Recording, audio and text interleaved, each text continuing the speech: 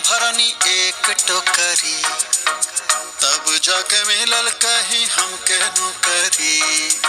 लाग गइल घूस तब मिलल प्रमोशन, गांव भर में नाम हमर हो गइल रोशन। बस तोहरा लेखा सुंदर एगो नारी चाही, एगो नारी चाही।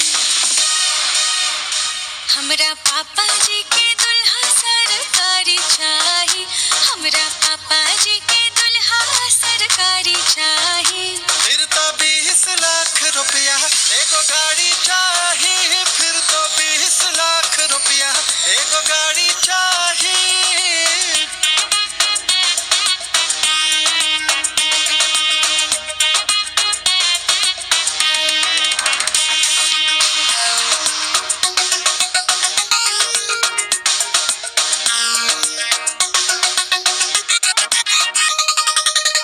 अपने बड़ाई काहे अपना से फेंका तारा, तिरछी नजरिया से हमरा के देखा तारा। अपने बड़ाई काहे अपना से फेंका तारा, तिरछी नजरिया से हमरा के देखा तारा। जब से कइले बानी हम तजाइन, तब से अगुवन के लागल बाटे लाइन।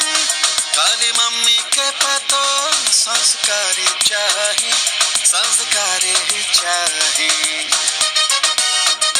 हमरा पापा जी के दुल्हा सरकारी चाही, हमरा पापा जी के दुल्हा सरकारी चाही। फिर तो 20 लाख रुपया एगो गाड़ी चाही, फिर तो 20 लाख रुपया एगो गाड़ी चाही।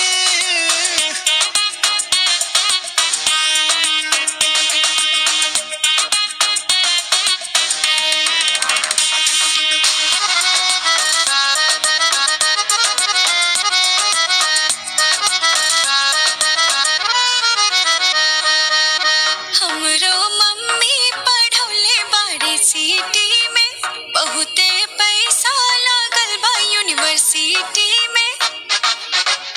छोड़ा तिलक के दे दो बस खर्चा हो, ऐसन लाइब बारात हो चर्चा हो।